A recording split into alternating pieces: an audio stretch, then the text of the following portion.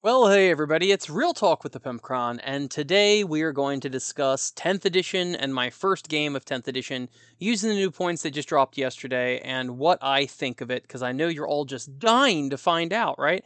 No, I don't think I'm that important, but I do know that many people will not be able to play a game of 10th edition for a little while, and of course you've seen all the leaked rules, and now the points are out, and you can only theory hammer or watch battle reports, and you can't actually see it in person yet. So, this is my take as a casual gamer. I really do not care for the hyper competitive, hyper synergized, whatever.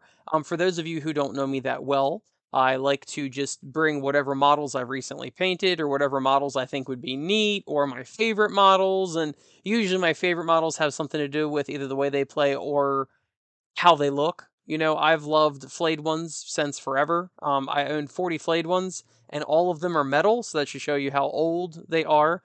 And flayed ones have sucked pretty much all the time. Like they've always been very bad up until 8th edition. They were okay. Ninth edition they were okay. So not too bad in the last two editions, but the previous 3 editions I played them in, they were absolutely horrible.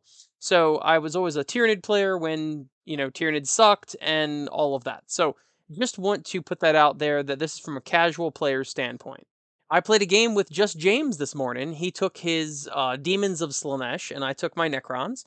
And the first thing I noticed is it seems like I got a lot more models on the table than I used to for Necrons.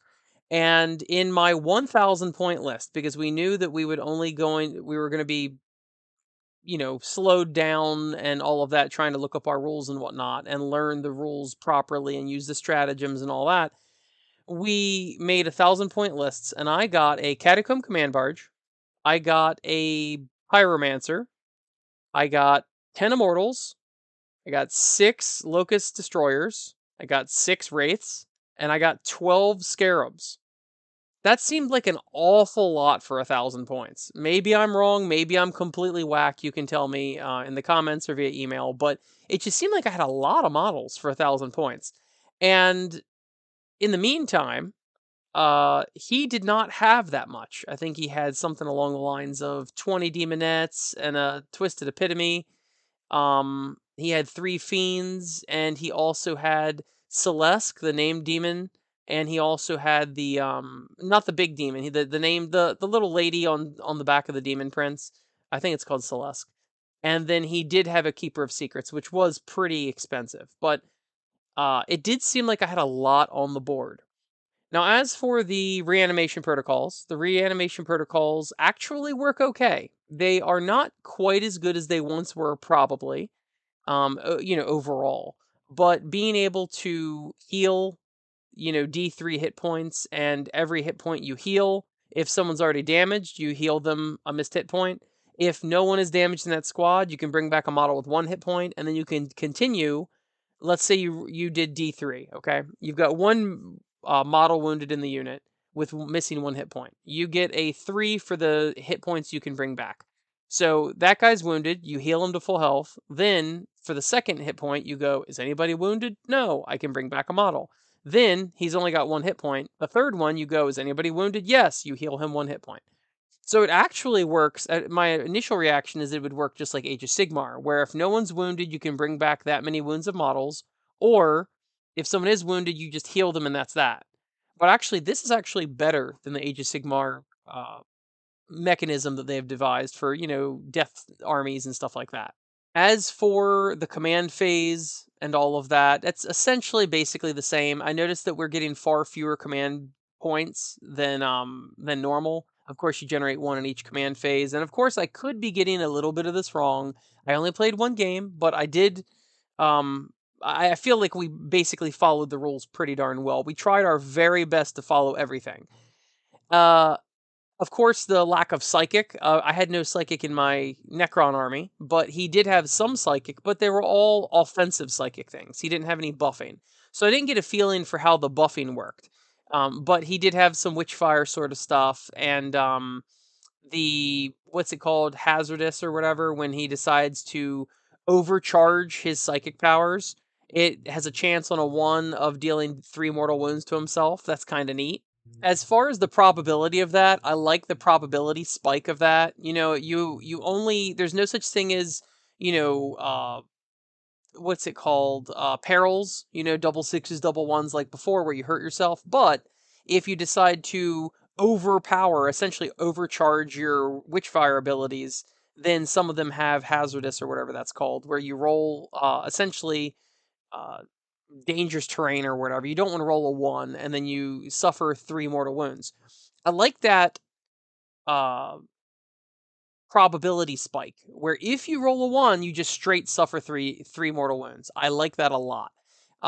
Versus, oh, if you roll a one, then it's D3. And I think the fewer times that you roll for stuff, such as damage and whatnot, the smoother the game runs. So I like it's just a flat three mortals.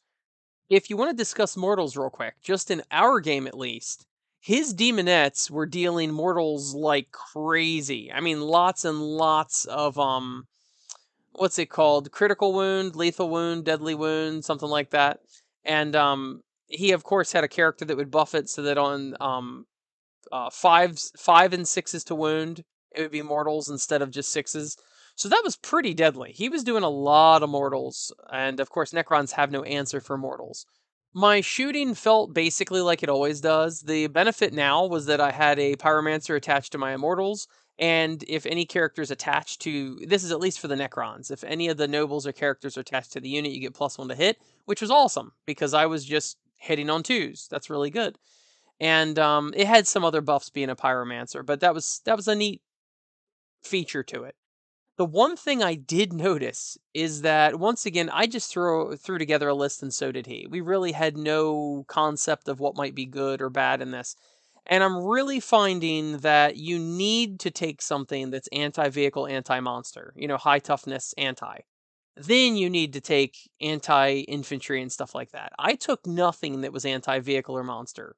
So the highest strength weapons I had was Gauss cannons for my Locust destroyers, and of course they're really anti-elite infantry. They're only strength 5, and I think they used to be strength 6, but they're strength 5 now. And his Keeper of Secrets was toughness 10. So I was literally wounding that on sixes. And even though I had a stratagem I could re-roll the wounds or whatever, but wounded on sixes sucks. Now, the Gauss ability, it appears to be a Gauss ability, is the whole critical hit thing where sixes to hit, auto wound. That was very helpful to me. And but I did realize that you truly, in this edition, more than any other edition I've seen, with the wider spread of toughnesses, you're definitely going to want to bring the right tool for the right job sort of scenario.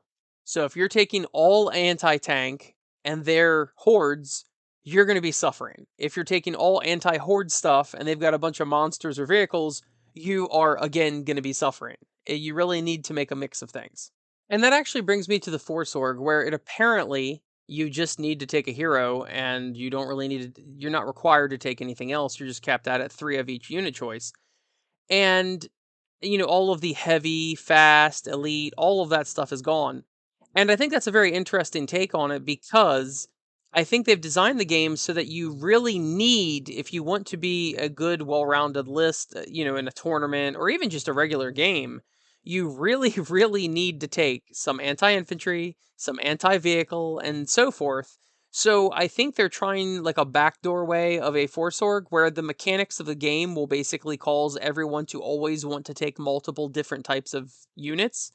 Because I'm telling you right now, like the things that used to wound on fives, we're used to everything being toughness 7 or 8 in 8th edition and 9th edition.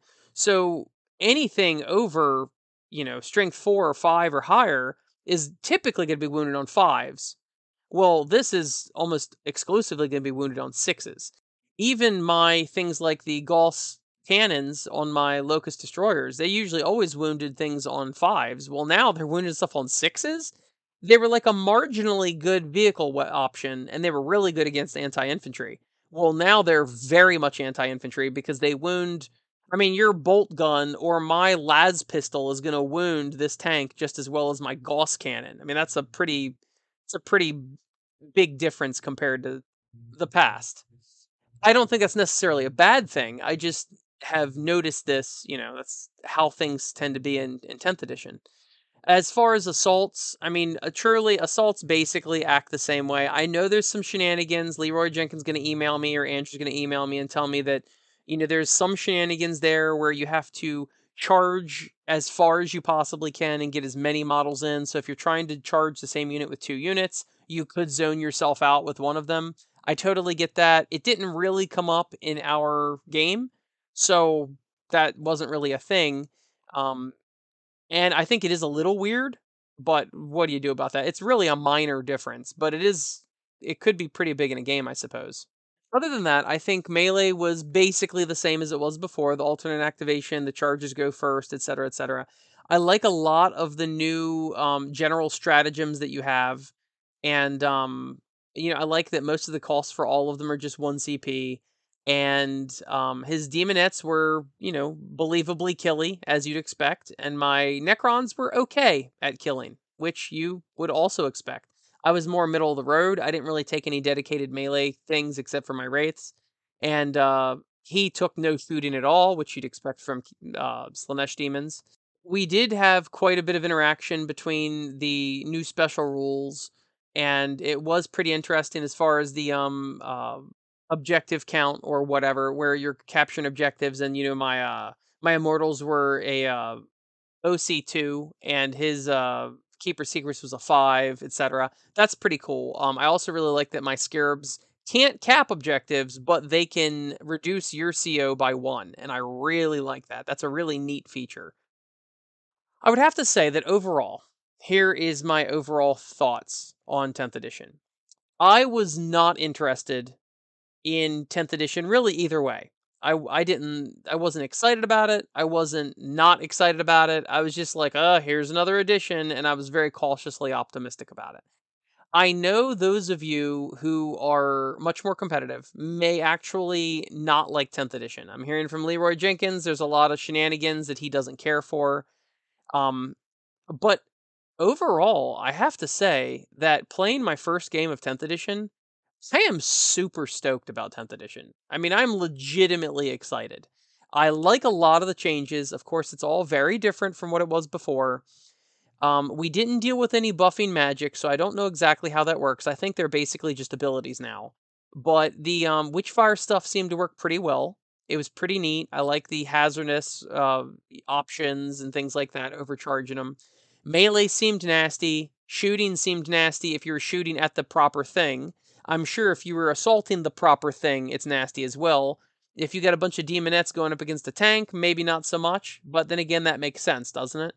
I think vehicles being able to shoot out of close combat and being shot in close combat is actually a really neat feature to 10th edition. I like that a lot. It makes a lot more sense. And overall, I really, really enjoyed it. I went into 10th edition, this first game, going, ho hum, oh well. I haven't watched any of the previews, I haven't followed any of the leaks. I was truly not interested either way about it. Not dreading it, not looking forward to it.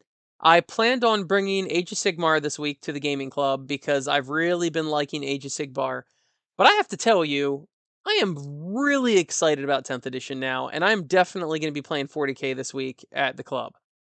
As far as a casual player, this is a casual player's paradise right now. I know that these are just index armies, and remember, index armies were my favorite armies in 8th edition too. I love the simplicity of it. With all of my different armies, and this is just me personally speaking, because I know a lot of you only have 1 or 2 armies. With my 25 armies between Age of Sigmar and 40k, I like to be able to just pick up the rules and immediately play and figure it out as I go, instead of me having to actually research the book ahead of time. I know a lot of you like researching and list building, and there's nothing wrong with that. That's just not my style. And I really do like the idea of it took me 5 or 10 minutes to make a list and just learn my rules as I went with this game. The game really didn't take any longer than it normally would have. We got the hang of everything very well, and it was a lot of fun. James ended up beating me 7-4, and the reason why is because we were neck and neck, tied the whole game. And on the second to last turn, he really rolled really well. And he was making his 5-up invulnerables extremely well. I mean, there's a couple times where I did 7 wounds and he made 6 of his 5-ups. I mean, it was bad. But it was mostly to do with our units that we took. because I really struggled between my Locust Destroyers and my Immortals and my Scarabs. I really struggled taking down that Keeper of Secrets. On the very last turn, when it was just my Scarabs alive, I had a 6-man squad of Scarabs. They did charge in, and the Keeper of Secrets did die that very last turn.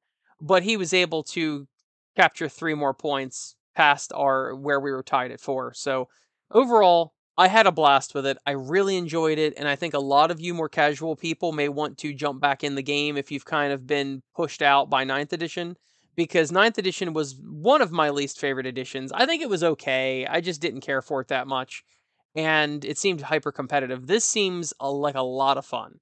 Now, of course, we're gonna have to see what they do for the codexes. Maybe it's gonna get back into the power creep and all that. But with your, 6 stratagems and your 4, 5, or 6 artifacts and warlord traits and all that, I am having a freaking blast. I love every minute of it. So that is the verdict. Casual players, you're probably gonna love it. Competitives, that's gonna be flavored to taste, I think. Anyway, thank you for listening. Thank you to GameMat.eu for supporting the show and panhandle3d.etsy.com. And of course, my beautiful, sexy, good smelling, super doable. I mean, you do want to reproduce with these people. Patreon patrons. I'll see you next week.